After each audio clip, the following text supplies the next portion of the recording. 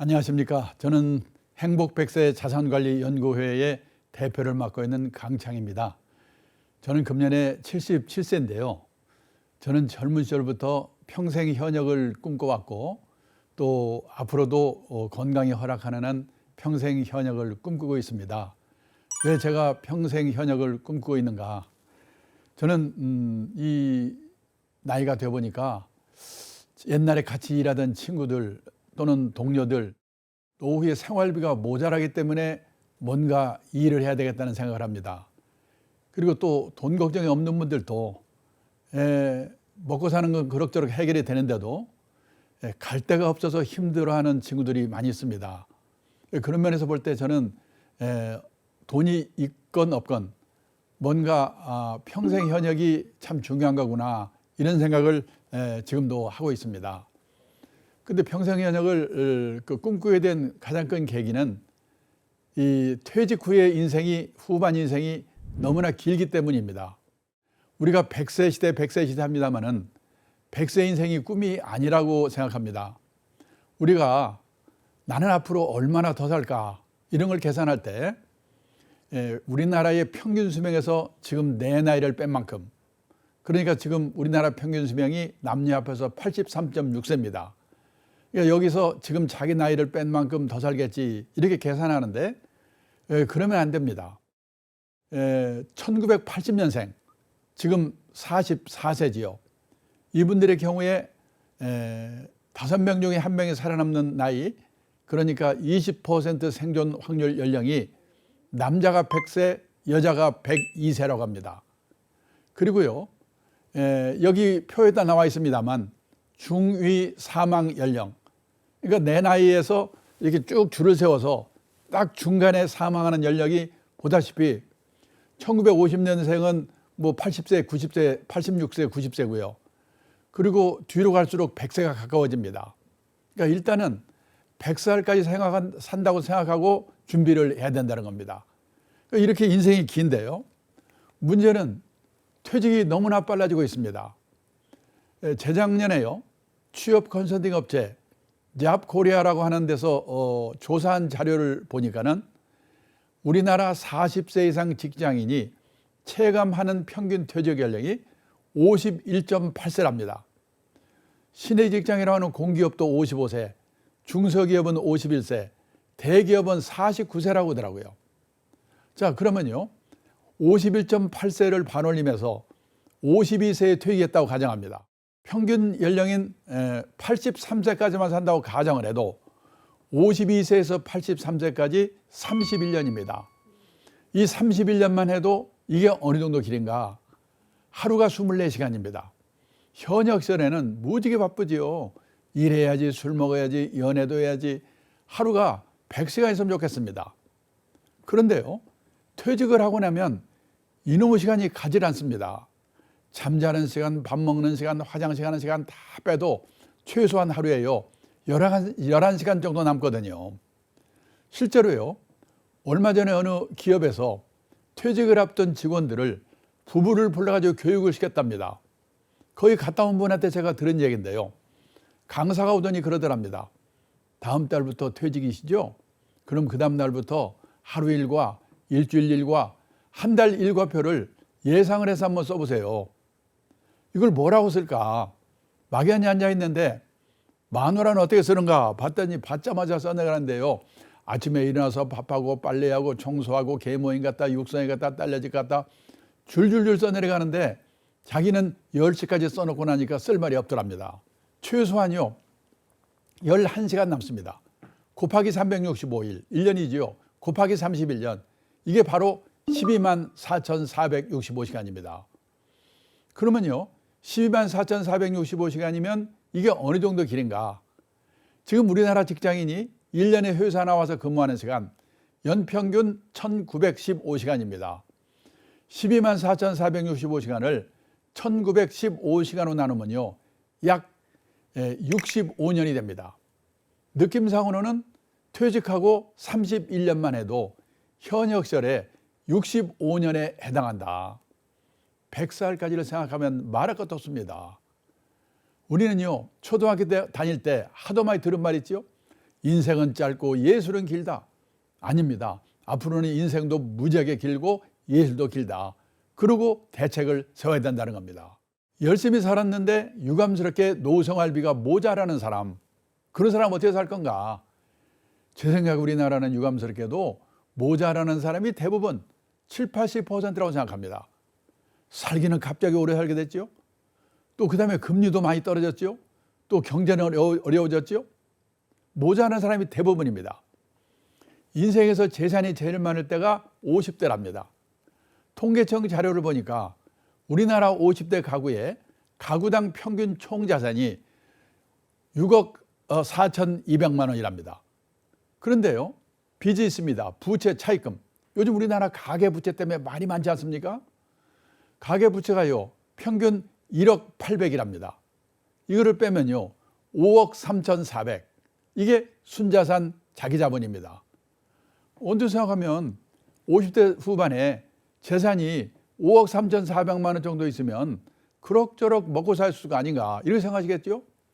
근데 문제는 5억 3,400만 원 중에서 살고 있는 집값이 4억 9,500만 원이래요. 얼마 남습니까? 3,900만 원 남잖아요. 아, 이걸로 30년, 40년을 어떻게 삽니까? 그러니까 3,900만 원 갖고 주식 사서 튀겨볼까 했다 빵으로 만들거나. 통화 개미 난리 났었지 않습니까? 선진국 같으면 재산은 없더라도 최소 생활비 정도는 연금을 받아 생활하거든요. 우리가 선진국이라 하면 노후자금을 몇억 원씩 들고 있는 나라 이렇게 생각하는데 세상을 떠날 때까지 최소 생활비 정도를 공적 사적 연금으로 확보하고 있는 나라가 선진국이거든요. 근데 우리나라는 연금으로 최소 생활비 드는 사람들이 학교 선생님, 공무원, 군인 출신 그리고 일부 준비한 사람밖에 없거든요. 보통 사람은 있는 게 국민연금 하나 정도인데요. 저도 놀랐는데 우리나라 65세 이상 고령자 중에서 국민연금을 나이 들어서 받는 걸 노령연금이라고 그러죠. 노령연금을 몇십만 원이라도 받는 사람이요, 49%, 절반밖에 안 돼요. 더 문제는요, 월 수령액인데 월 수령액 60만 원 미만이 77%, 껌값입니다, 한마디로. 100만 원 이상 받는 사람은 9%밖에 안 돼요. 퇴직연금? 제가 작년에 퇴직연금 우리나라 적립된 금액을 가입자 수로 나눠봤더니 1인당 평균 4,300만 원, 4,300만 원. 그 다음에 개인연금? 가입자도 많지 않지만 계좌 수로 나눠봤더니요, 약 4,500만 원. 두 개 다 한꺼번에 받아봤자 1년, 2년 지나면 다 없어져요. 결국 남는 게 뭡니까? 달랑 집 한 채. 근데 그 집이 내 노후에 도움이 될까?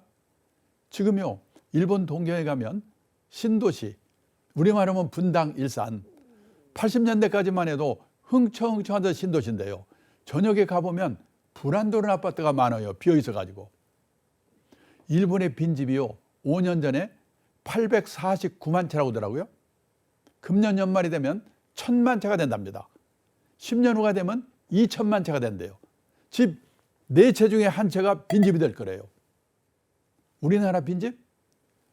3년 전에 통계를 보니까 우리나라도 빈집이 151만 채가 있다고 하더라고요. 시골에 농가주택 비어있는 거? 아니에요. 대도시 한복판에도 빈집이 생겨요. 도청이 있던 자리가 도청에 딴 데도 옮겨가 버리면 그 동네 빈집이 생겨요. 요즘은요, 지방도시, 지난번에 광주도 가보니까 이 외곽으로 신도시가 생기면서 인구는 주는데 구도심에 있던 젊은 친구들이 그 신도시 새로 진 아파트로 이사가 버리면요, 구도심에는 노인들만 남아있다가 돌아가시면 그 동네가 빈집이 되는 거예요. 일본도 그렇게 빈집이 이렇게 늘어난 거예요. 도움이 안 돼요. 책방에 가보면 재테크 광풍입니다. 2배로 튀기는 법, 3배로 튀기는 법. 아니, 책 한 권 읽고 2배로 튀길 수 있으면 그 인생이 얼마나 간단했습니까? 그런 방법 없죠. 일본경제신문에 서울에 와서요, 특파원으로 4년 동안 근무하고 한 일본의 신문기자가 있는데 이 친구가 임기 마치고 자기 나라 돌아가면서요, 제가 점심을 사줬는데 뭐라고 하는지 아십니까? 한국에 와서 4년 동안 근무하면서 보니까 한국 사람들은 돈을 버는 방법, 그 사람을 자산 관리해서 입구 관리라고 표현했습니다. 입구 관리에 대해서는 쌍부로 결심이다. 그런데 나이가 60이 돼서 번 돈이 모자란다? 그러면 그 사람은 부자 될 확률이 별로 없지요. 그럼 어떻게 되냐? 맞춰 사는 방법을 배워야 되죠. 또 운 좋게 부자가 됐다? 그러면 아름답게 쓰는 방법. 그 사람을 자산 관리해서 출구 관리라고 표현했습니다. 한국 사람들은 입구 관리에 대해서는 무지하게 열심인데 출구 관리에 대해서는 집에서 가르치냐, 학교에서 가르치냐, 사회에서 가르치냐. 공부가 너무나 안 되어 있다. 이 친구가 이러고 가는 거예요. 제가 지금부터 48년 전입니다. 1975년 여름인데요. 일본 도쿄 증권거래소라는 데 가서 연수를 받았습니다. 저는 그때 한국 거래소에 다니고 있었기 때문에. 근데요, 그때 일본의 전체 인구 중에서 노인 비율이 8%였습니다. 지금 우리나라 65세 이상 노인 비율이 18%입니다. 48년 전에 일본의 노인 비율이 지금 우리나라 노인 비율의 절반도 안 됐는데요. 지금 생각해 보니까 그때 일본의 노인들은 체면을 버리고 일할 준비가 되어 있었구나. 그때 제가 두 가지 광경을 목격했습니다. 하루는요, 동경증권거래소 지하에 주식이나 채권을 보관하는 창고가 있는데요. 그 앞을 견학하는데 머리가 허연 70원 넘어서 갔던 노인들이 100명 정도 앉아가지고 주식을 세고 있어요. 제가 놀래가지고 안내하는 분한테 물어봤죠. 저분들은 옛날에 뭐 하던 분들입니까? 옛날에는요, 회사 임원도 했고 공무원 출신도 있고 한 자리씩 다 하던 사람들이지요. 얼마씩 받아요? 시간당 500엔, 우리 돈으로 5, 6천 원 받고 일한대요. 끝나고 제 숙소가 비즈니스 호텔입니다. 거기를 가보니까 5시가 되니까 인류 호텔이 아니라서 그런지 모르겠지만은 젊은 아가씨들이 퇴근을 하고 할아버지들이 밤땅번으로 교대를 하는 겁니다. 제가 그 두 가지만 가지고 일반화시킬 수는 없지만은 젊은 나이에 그거를 보고 나이가 들어서 일을 하려면 폼나고 고난 있는 일은 젊은 사람한테 주고 저렇게 허드렛 일을 해야 되는 거구나. 나도 이제 오래 살아야 될 텐데 저런 준비하고 살아야겠구나. 저는요, 그때 그걸 본 것이 제 인생에 얼마나 도움이 되는지 모릅니다. 저는 사실 그때부터 쇼크를 받아가지고 앞으로 어떻게 하면 올해까지 일할 수 있을까. 이 높은 자리에 올라가고 또는 연봉을 많이 받는 것보다도 어떻게 하면 평생 현역을 할 수 있을까. 저는 이런 꿈을 갖고 있었습니다. 그로부터 40년이 지나서 2015년 가을인데요. 일본의 유명 주간지가 일본의 퇴직자들이 하고 있는 일을 소개를 했어요. 일본이 뭐냐? 아파트 관리인. 일본에서도요, 아파트 관리인 이거 하려고 경쟁률이 50대 1이에요. 50대 1. 가사 대행 서비스. 말 그렇다지만 가사 도우미거든요. 제 친구는 사장인데요. 그 딸이 대학 나온 여성인데요. 40대 중반인데 애 둘을 키우느라고 회사를 퇴직했어요. 그런데요, 애만 키운 게 아니라 틈틈이 시간을 내가지고 간호사 자격을 받을 수 있는 전문학교를 다녔어요. 대학 나온 사람이 간호사 자격을 따로 받은 거예요. 근데 지금 일본에는 우리도 곧 그렇게 될 것 같은데요. 방문개호라고 그래가지고 개호는 우리말로 말하면 간병, 돌봄 이런 뜻이거든요. 경제력 있는 노인들이 혼자 아니면 둘이 사는 집에 가가지고 주사도 놔주고 건강 체크해주고 집안일도 간단한 거 도와주고 이러는 일의 수요가 폭발적으로 늘고 있어요. 거기서 돈 벌고 있어요. 사장 딸이고 대학 나왔는데. 근데 그동안에 우리나라는요, 일도 없지만은 하고 싶어도 체면 남의 눈 때문에 어려웠거든요.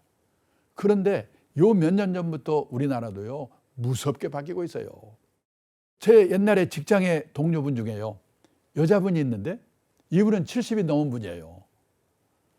그런데요, 요즘 우리나라에는 이 가족이 아프면은 이 요양보호사 자격을 따가지고 가족을 간병하게 되면 나라에서 돈을 받지요. 자기 어머니가 아파가지고 요양보호사 자격을 따서 어머니를 돌봤어요. 근데 이제 어머니가 돌아가셨습니다. 근데 주위에 있던 사람이 오더니 당신 요양보호사 자격증도 있고 그다음에 성실한 분이니까 이 다른 사람을 좀 이렇게 간병 도와줄 수 없겠냐. 그래서요, 90 가까운 할머니 한 분을 지금 도와주고 계신데요. 이 궁합이 맞아서 그런지는 모르지만은 너무나 보람 있고 또 돈도 받고 너무나 좋다고요. 옛날에 직장 동료들에게 일부러 전화해가지고 너도 그거 해보라고 권유한다고 돌고 돌아서 제 귀에까지 들어왔어요. 지금 이런 사람이 늘고 있습니다. 그렇게 살다 보니까 60이 돼서 먹고 살 걱정은 없게 됐다. 유감스럽게도 우리나라는 그런 분이요 20-30%밖에 안 돼요. 그러면 그런 분은 퇴직도 했고 먹고 살 걱정도 없으니까 놀고 먹으면 되는가? 아닙니다. 특히 도시에 사는 사람일수록 퇴직하고 소일거리가 없어서 미치거든요.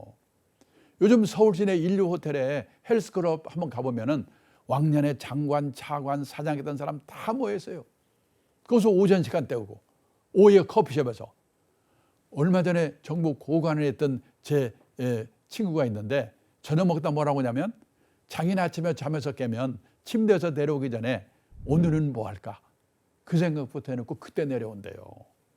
하루 이틀도 아니고요. 30년, 40년 그렇게 살아보세요. 환장합니다.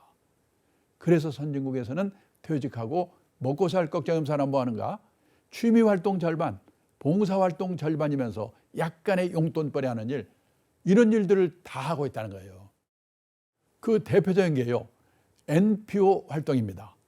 NPO는 민간 비영리 조직.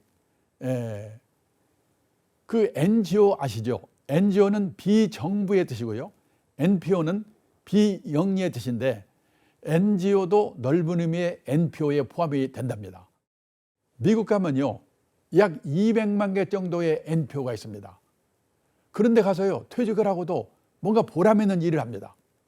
뭐 노인분들 도와주는 일이라든지 아니면 젊은 사람들에게 교육을 시키는 일이라든지 또는 지역사회 개발 여러 가지 일들을 합니다. 그리고요. 현역시절 같으면 100을 받았을 텐데 한 30 내지 40 정도만 받습니다. 먹고 살 걱정은 없는 분들이니까. 그러면 60 내지 70은 사회공헌 활동, 요즘 유행하는 재능 기부지요. 그리고 30 내지 40은 용돈벌이. 아주 공짜는 또 재미가 없거든요. 오래 지속할 수가 없으니까. 얼마 정도는 받는 거예요. 거마비 정도는. 그래서요. 미국에서는 NPO에서 일하는 사람도 다 취업 인구에 포함을 시킨답니다. 몇 년 전 통계를 보니까 미국 전체 취업 인구의 10% 정도 사람들이요. 이 200만 개 정도의 NPO에서 일하는 사람들이랍니다. 제 고등학교 동기생이 하나 있는데 바로 얼마 전까지만 해도요. 로스앤젤레스에서 살면서요. 이 노숙자들에게 도시락을 배달해주는 일을 했었습니다. 처음에는요. 그 만나서 하는 게 무섭기도 하고 좀 더럽다는 생각도 들고 그랬는데 지금은 어깨동무하고 있답니다. 그리고 도시락 배달하는 시간 이외에는요. 지역의 유지들, 무슨 빵집이라든지 이런 여러 가지 유지들에게 기부금을 받는 그런 일을 한답니다. 그래서 뭔가 사회공헌 활동을 하면서 약간의 용돈벌이를 하고 있는데 퇴직하고 나서 너무나 보람 있다고 그러더라고요. 그런 일을 하는 사람들이 많습니다. 지금요. 우리나라도 알게 모르게 이런 세상으로 가고 있거든요. 나는 나중에 뭘 가지고 해볼까? 그거를 지금부터 미리미리 생각해 보시고 준비를 젊을 때부터 해야 한다는 겁니다. 우리가 인생을 살아가면서 정년을 3번 맞이한다고 그러죠. 첫 번째가 고용정년. 보통 회사 55세? 근데 아직도 몸이 쌩쌩해. 그래서 뭔가 허드렛 일이라도 자원봉사활동이라도 또는 취미활동이라도 꼭 그걸 하면서 약간의 돈을 받는 일이라도 이런 식의 뭔가 일을 하는 것을 일의 정년이라고 합니다. 그리고 하나님이 불러가는 정년, 인생 정년이지요. 고용정년, 일의 정년, 인생 정년. 이 3번의 정년을 어떻게 맞이할 것인가. 이런 준비를 하고 사는 게 재테크보다 훨씬 더 중요하지 않을까. 그래서 여기까지 결론은 가장 확실한 노후 대비는 재테크가 아니고 평생 현역이다. 돈이 있으면 있는 대로, 없으면 없는 대로. 아까 외국 회사 사장했다는 그분이 마지막에 서글픈 얘기를 하더라고요. 자기가 그런 일 하니까 주위 사람들이 너 참 대단하다. 칭송이 자자한데요. 정작 자기 부인, 자기 딸이 동네 창피하게 그런 거 한다고. 자기 인생을 헛살았다고 서글프다고 하더라고요. 가족이 도와주지 않고는 어렵거든요. 또 남자분들은 고생하다가 꼴 보기 싫은 사람 참아가면서 이러다가 퇴직해서 집에 갔더니 요즘 온갖 조롱거리의 대상이 되고 있잖아요. 삼지기가 뜨고 영시기가 뜨고 그런 말 들으면 뿔 따고 나죠. 우울증 걸립니다. 근데 그것도요. 생각을 하나만 바꾸면 되는 게 뭐냐면 다들 내 아내만 나한테 야속하게 하는 것 같지요? 내 아내만 그런 게 아니라 대한민국 아내들이 다 똑같다. 대한민국 아내들만 그런 게 아니라 세계 아내들이 다 똑같다. 그러면 대책을 내가 잡아야 돼요. 그 증거를 하나 보여드리겠습니다. 일본의 오가와 유리라고 은퇴 전문가가 있는데요.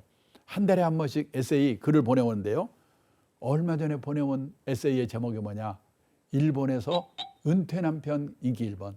어떤 남자가 퇴직하고도 인기가 짱인가? 요리 잘하는 남편, 건강한 남편, 싹싹한 남편, 집안일 잘 도와주는 남편, 낮에는 집에 없는 남편이래요. 다 똑같아요. 우리만 그런 게 아니에요. 지금요, 많은 분들이 요리는 중국 요리가 최고고 아내들은 싹싹한 일본 아내들이 최고라고 칩을 지는데요. 천만의 말씀입니다.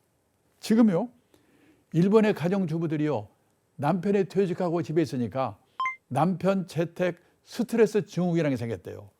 증세가 뭐냐? 우울증, 고혈압, 천식, 공황장애, 암 공포증, 12장 궤양, 키친 드링커. 이 키친 드링커가 뭔지 아십니까? 여자분이 주방에서 열받아가지고 술 홀짝홀짝 마시는 거. 이게 키친 드링커래요. 우리나라는 여기까지는 안 갔잖아요. 그러면 왜 우리나라와 일본의 부인들은 남편이 퇴직하고 집에 있으면 이 부인들이 그렇게 스트레스를 받는가? 우리나라와 일본은요, 남편이 현역으로 있는 동안은 남편의 세계와 아내의 세계가 분단된 세계에 살고 있다는 거예요. 따로따로 각자 자기 일 하다가 저녁에만 만나거든요.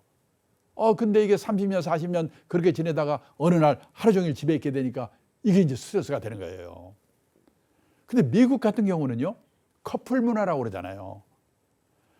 젊을 때부터 커플로 움직이는 거예요. 퇴직하고 나서 무슨 일이 생기는 거 아니에요. 젊을 때 그때그때 생기면 생겼지.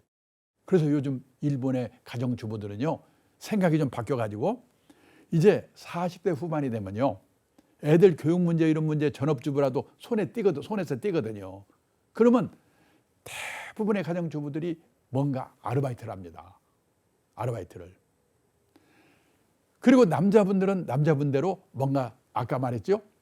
그 아파트 관리인이 경쟁률 50대리라고 뭔가 일을 하는 거예요. 그래서 낮 시간 동안은 따로따로 이렇게 지내다가 저녁에 만나기 때문에 그런 스트레스가 많이 해소가 된다는 거예요. 지금 우리가 알아야 될 게 뭐냐면요, 퇴직 후에 부부 화목이 참 중요하거든요. 퇴직하고 나서 은퇴 빈곤에 빠지는 5가지 리스크가 있어요. 첫째가 뭐냐면 은퇴 창업해가지고 실패하는 리스크예요. 지금 뭐 3년 이내에 무슨 창업해서 실패하는 게 뭐 절반이라는 동 많이 주위에서 보지 않습니까? 그래서 이제 이 은퇴 빈곤증에 빠지는 거예요. 거의 실패해가지고 준비 없이 했다가. 그 다음에요, 금융사기 당하는 리스크예요. 요즘 금융사기꾼이 너무 많잖아요. 그리고 중대 질병 걸려가지고 돈 퍼붓는, 그걸 건강 리스크죠. 그리고 요즘 또 우리나라는 자녀 리스크, 특히 성인 자녀들에게 돈 퍼주고 노인들이 노후에 고생하는 게 많아요. 성인 자살이 이렇게 나오죠. 그리고 황혼년 리스크예요. 황혼년 하게 되면요, 재산을 절반으로 나누거든요. 그러면 잘못하면 파산하게 되는 거예요. 근데 지금요, 이 황혼년 리스크가 지금 우리나라에 엄청나게 늘고 있어요. 자, 여기 보시면요, 우선 이혼 커플 수가요, 1970년대만 해도 15,000건 정도였답니다. 그런데요, 이 2021년에는요 10만 2천 건 늘었어요. 엄청나게 늘었어요. 옛날에 우리 어머니 세대들은 결혼해서 실망을 하면요 팔자라고 생각하고 희망을 버렸는데, 요즘 여성들은 결혼해서 실망을 하면 남편을 버린답니다.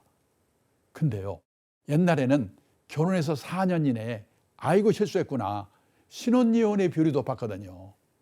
근데 2021년에는 결혼해서 20년 이상 된 소위 말하는 중년 황혼년의 비율이요 1990년도만 해도 전체 이용 건수의 5%밖에 안 됐는데 2021년에는 39%. 저는요, 2000년 초 그 무렵에요, 일본에서 이 부부가 애들 결혼하기 전까지 참았다가 이 결혼해서 나리다 공항에서 신혼여행 떠나보내고 나서 이혼한다고 그래서 나리다 이혼이라고 그래가지고요, 이 황혼년, 이게 엄청난 사회 문제가 됐었거든요. 저는 그래서요, 일본이 황혼이혼 대국이라고 생각했어요. 아니에요. 이혼 건수가 우선 일본이 우리보다 낮아요. 우리나라가 아시아에서 이혼율 1등입니다. 인구 1000명당 이혼 건수를 뭐라고 하냐면 조이혼율 이렇게 하거든요. 우리나라는요, 2021년에 인구 1000명당 이혼 건수가 2.0명이었거든요. 일본은요 1.7명이니까 우리가 일본보다 이혼율 자체가 높다는 거예요. 아시아에서 1등. 그리고 우리가 보통 이혼하는 3대 이유가 있습니다. 성격 차이, 돈 문제, 그 다음에 배우자의 외도거든요. 근데 여기 하나 추가된 게 뭐냐, 최근에 퇴직한 남편이 집에서 있는 게 너무나 스트레스 받아가지고 그게 이혼 사유래요. 근데 현실이거든요. 통계가 보이사시피. 그래서 이거 보통 문제가 아니에요. 생각해 보셔야 돼요. 그래서요, 일본은 지금 혼자 사는 노인이요, 65세 이상 인구 중에서 742만 명이거든요. 전체 노인의 20%예요. 근데 우리나라는 혼자 사는 노인의 숫자는 아직은 197만 명이다. 7만 명입니다. 근데요, 전체 노인 중에서 차지하는 혼자 사는 노인의 비율은요, 벌써 21.8%예요. 근데 지금 우리나라는 전체 5,200만 인구 중에서 65세 이상 노인 비율이 18%인데 일본은 30%거든요. 2배 가까이 돼요. 저 잘 나가던 일본이 몇 년, 30년 가까이 맥을 못 쓰는 큰 이유 중에 하나가 노인 비율이 높아서 그런 거거든요. 근데 우리도 앞으로 10년, 20년 지나서 지금 일본 수준으로 초고령 사회가 되면요, 우리나라의 혼자 사는 노인의 숫자가 얼마나 많아지겠는가. 그리고 황혼이혼이 늘어나는 거, 이거 한번 생각해 보셔야 돼요. 그래서요, 이 부부 화목을 위해서라도 뭔가 퇴직 후에 할 일을 준비하는 게 중요하다. 그리고 또 하나는요, 이게 일이라는 게 꼭 부부 화목만이 아니고 그 본인들의 이 보람 있는 삶을 위해서도 너무나 일이 중요하다는 거예요. 제가 처음에도 말씀드렸습니다마는 옛날에 같은 직장 동료라든지 친구들, 제대로 직장 생활하는 사람은 먹고 사는 문제는 그럭저럭 해결이 다 됐는데도 힘들어해요. 제일 힘들어하는 게 뭐냐면 자기한테 역할이 없는 거, 할 일이 없는 거, 이걸 너무나 힘들어하는 겁니다. 티베트의 종교 지도자 달라이라마가 했다는 얘기인데요, 부유한 나라에서 고통과 분노의 정도가 더 심한 건 물질적 부가 부족해서가 아니다. 내가 남에게 필요한 존재라는 느낌이나 내가 사회와 함께하고 있다는 느낌을 더 이상 갖지 못하기 때문에 불행해지는 것이다. 은행의 최고위층까지 올라간 제 선배 한 분이 퇴직하더니 뭐라고 하냐면, 자기는요, 퇴직하고 나니까 쓸모없는 인간이 된 것 같아서 서글프대요. 근데 쓸모 있는 인간을 누가 만들어주는 게 아니거든요. 자기가 만들어야지. 근데요, 주위에서 보면 왕년에 높은 자리 있던 사람, 왕년에 끝발이 있던 사람 일수록요, 이게 잘 안 되는 것 같아요. 제가 또 하나 생각할 게 뭐냐면요, 인생 단계별로 볼 때 자산관리 전략을 한번 생각해 보셔야 되는데, 여기에서도요, 일의 중요성이 굉장히 높아요.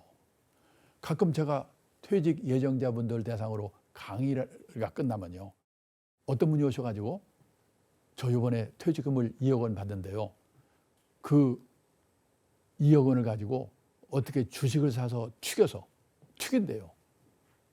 어떻게 노후 자금을 마련할 수 없을까요? 그거 잘못해서 날려버리면 노후가 얼마나 불행하겠습니까? 그래서 저는 그런 분한테 뭐라고 대답하냐면, 우리가 인생 단계별로 자산관리 전략이 3단계로 나눠지는데 나는 어느 단계에 있는가? 그 단계에 맞는 자산관리 전략을 취하셔야 됩니다. 이렇게 얘기합니다. 1단계가 언제냐면 현역시래요. 현역이니까 일을 하면서 운영하는 단계입니다. 그때는요. 그리고 월급을 받아가지고 아껴 쓰고 남은 돈을 적립하면서 운영하는 단계. 이때는 현역이니까 좀 공격적으로 해도 돼요. 다만 장기 투자, 분산 투자의 원칙만 잘 지키면 됩니다. 근데요, 이제 조심해야 될 게 뭐냐면 2단계부터거든요. 2단계는 퇴직을 하고 나서 시작이 됩니다. 퇴직하면 월급이 없죠. 어떻게 되냐? 모아놓은 노후 자금을 꺼내 쓰면서 인출해 쓰면서 운용하는 단계가 되는 거예요. 제가 세계 평균을 조사해 봤더니요. 모아놓은 노후 자금에 연 4% 이내에서 꺼내 쓰세요. 그러더라고요. 1억을 모았으면요. 1년에 400만 원 이내에서 쓰세요. 그런 얘기예요. 그래야지 30년, 40년 꺼냈으니까. 그리고 남은 돈은 뭔가 운용을 해서 수익을 내야 될 거 아닙니까? 1억 중에서 400만 원 꺼내 쓰고 9,600만 원 나오면 그거는 좀 불려야 될 거 아니에요. 근데 그거에 어느 정도 목표 수익률로 운용을 하는가 봤더니요. 정기예금 금리 플러스 알파. 지금 정기예금 금리가 3%거든요. 그러니까 4%나 5%나 아무리 욕심을 내도 6% 정도 목표 수익률. 그러니까 보수적으로 우리가 펀드를 산다면요. 채권이 많이 포함되어 있는 혼합형 펀드. 주식을 꼭 하는 게 좋다 하고 싶으면요. 갖고 있는 현재 노후 자금의 20, 30% 이내에서 그렇게 보수를 하는 거예요. 근데 튀긴다고요? 잘못하면 큰일 나요. 그리고 제가 말씀드리는 거는 바로 2단계에서 퇴직하자마자 그 한 70대 후반까지 중요한 건 뭐냐면 2단계에서는 가능하면 모아놓은 노후 자금을 안 꺼내 쓰는 노력, 덜 꺼내 쓰는 노력을 해야 돼요. 왜? 3단계로 많이 옮겨야 되니까. 덜 꺼내 쓰기 위해서는 뭐가 중요하냐? 연금 수입이 필요해요. 저는 국민연금을 130만 원 받기 때문에 그만큼은 덜 꺼내 쓰죠. 그리고 퇴직하면 생활비를 줄여야죠. 보통요, 현역 시절에 한 60 내지 70% 수준으로 줄이라고 그러거든요. 그러니까 집을 줄이든지 지방으로 이사를 가든지 그래가지고 한 달에 50만 원 줄여 100만 원 줄여 절약이에요. 그리고 세 번째는 아까 말한 것처럼 뭔가 일을 해가지고 50만 원 벌어 100만 원 벌어 근로소득, 연금소득, 절약, 근로소득으로 가능하면 노후자금을 안 꺼내 쓰는 덜 꺼내 쓰는 노력을 해야 된다는 겁니다. 3단계로 많이 옮기기 위해서. 그러면 3단계는 언제 시작이 되느냐? 사람마다 다른데요. 70대 후반, 80대 초반에 시작이 돼요. 이제 그때쯤 되면 판단력이 조금씩 흐려지거든요. 그러면 운용에서도 졸업을 하고 예금과 같은 단기 금융상품에 넣어놓고 아껴서 꺼내다가 세상을 떠나는 거예요. 목표가 뭐냐? 내가 죽기 전에 내 노후자금이 바닥나면 안 돼요.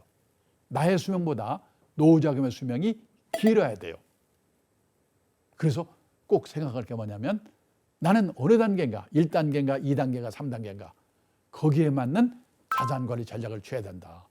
함부로 그냥 퇴직한 뒤에도 막 과격하게 무슨 주식 사서 튀기다 이런 생각을 해서는 안 된다는 겁니다.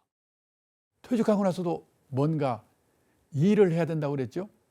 그런 일하는 사람들의 사례를 제가 좀 몇 번 소개를 드리면요. 공무원 연금공단에서 퇴직하신 공무원분들 대상으로 퇴직 수기를 공모하는데요. 우연히 심사위원을 한 일이 있습니다. 저는요. 심사위원 하면서요. 깜짝 놀랐어요.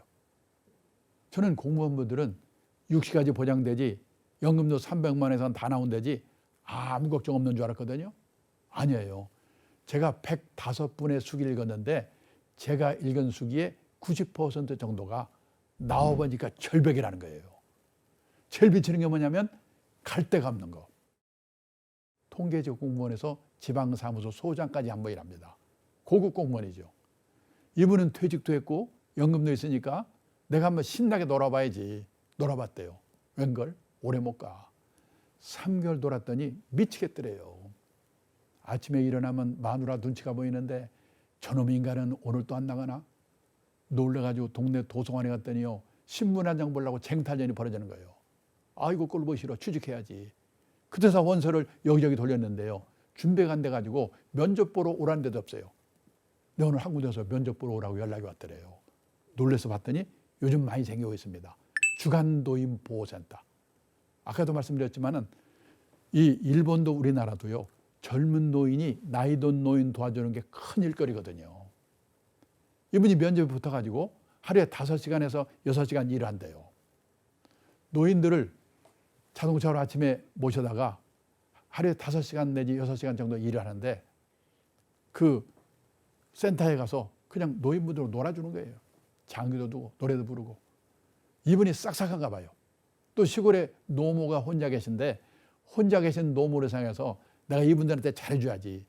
인기가 짱이에요. 근데요, 요즘 주간 노인 보호센터가 여기저기 생기면서 노인분들이 삐치면 다른 데로 가버린대요. 돈이 안 되잖아요. 근데 그 센터는 그분 때문에 다른 데서 온대요. 유명인사가 됐어요. 그래서 한 달에 월급을 얼마 받냐? 월급을 70만 원 받고 집에서 내던 건강보험료 30만 원을 회사가 내준대요. 100만 원 벌어다 주고 집이 없으니까 그 수기에 마지막에 뭐라고 써있냐면요, 그렇게 무섭던 마누라가 천사로 바뀌었다. 남자분들은요, 갈 데가 있어야 돼요. 그런데요, 제가 일을 해야 된다는 얘기를 하면요, 화를 내시는 분이 계세요. 내가 지금 일하고 싶어 미치겠는데 일이 없는데 일 좀 주세요. 없는 일을 어떻게 하랍니까? 이렇게 얘기하는 거예요. 맞습니다. 청년 실업이 넘치고 있잖아요. 또 있는 직업이 사라지는 시대예요. 옥스퍼드 대학의 마틴 스쿨한 데서요, 고용의 미래라는 보고서를 발표했는데요, 거기를 보니까 지금부터 10년 후 2033년이 되면 현재 있는 직업의 47%가 사라진대요. 그래서요, 퇴직한 분들의 일거리라고 하는 것은 두 가지 중에 하나를 해야 된다는 생각을 하시는 게 좋아요. 젊은 사람들이 할 수 없는 일이거나 할 수 있다고 하더라도 하려고 하지 않는 일을 해야 된다는 거예요. 가능하면 할 수 없는 일을 하는 게 제일 좋죠.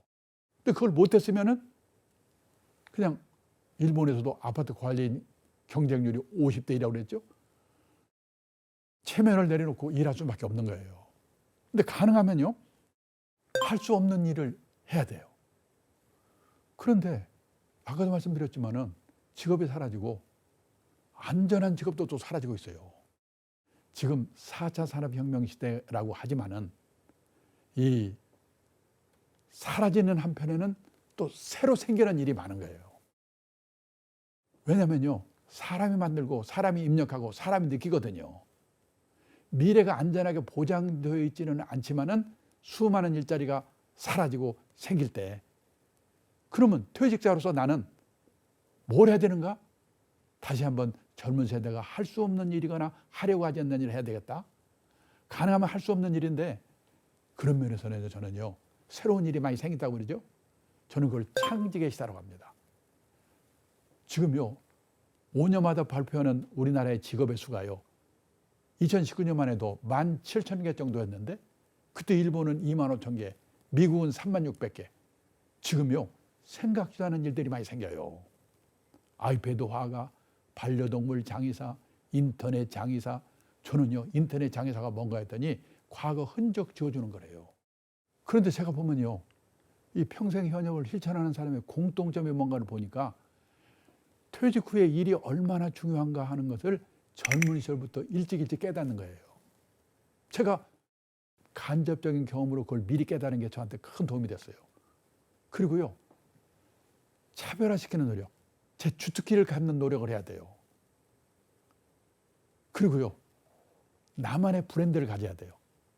김 부장, 박 부장, 박상무가 아니고 이러이런 분야의 전문가 누구. 저는 70대 후반에 저를 왜 강의에 불러줄까 생각을 해보니까 재무 설계와 인생 설계를 접목시켰기 때문에 부르는 게 아닌가, 그런 생각을 하는 거예요. 그 똑같은 일이라도 뭔가 차별화시키는 노력을 해야 되지 않을까. 그리고요, 뭔가 돈을 받게 되면 어느 회사에서 또는 어느 단체로부터 내가 왜 이 돈을 받지? 돈값을 해야 되겠죠. 그리고요, 일을 하다가 보니까 돈이 아쉬워서 일을 했는데 취미가 될 수도 있어요. 취미를 했는데 돈이 생길 수도 있어요. 후반 인생은 남의 시선을 의식하지 않고 남의 눈을 의식하지 않고 내가 가고자 하는 방향이 옳은 방향이라는 소신이 필요하다는 거예요. 그래서 저는 후반 인생은 자기 만족을 추구하는 시기다. 이런 마음가짐으로 일을 할 수밖에 없다는 겁니다. 나의 장점이 뭘까? 이제 저는 사회인이 되면요, 새로 장점을 만들고 능력을 키우고 이건 어렵다고 생각합니다. 내가 잘하는 게 뭔데? 그 잘하는 일이 나타날 수 있는 일을 하도록 노력하는 거. 저는 생각해 보면요, 제가 사장을 2번 했지만요, 만약에 지금 새로 만들어서 키우는 회사 사장을 했기 때문에 제가 할 수 있었던 거지, 뭔가 구조조정을 해야 되는 회사에 사장을 했으면 저같이 맘 약하고 결단성 없는 사람은요 3개월 만에 잘렸을 거라고 생각해요. 그리고 제가 영어는 못했는데 우연히 그 일본어를 좀 할 수 있는 능력이 있는데 그걸 키우는 노력을 좀 했기 때문에 또 일본 사회를 미리 본 것 때문에 그 장점을 살렸기 때문에 지금껏 일할 수 있는 게 아니라 그런 생각을 해요. 그래서 저는요, 이 어느 퇴직 예정자 대상 교육장에서 들은 얘기가 지금도 생각이 납니다. 강의가 끝나니까 한 분이 뭐라고 하냐면 한탄하는 거예요. 오늘 이 교육을 30대, 40대에 아내와 함께 들었어야 되는데 지금 혼자 와서 들으니 내일 모레 퇴직인데 준비는 언제 하고 권한은 또 아내가 다 하고 있는데 내 말 안 듣는 아내는 어떻게 설득을 해야 된단 말인가. 답답하다. 그렇게 얘기하더라고요.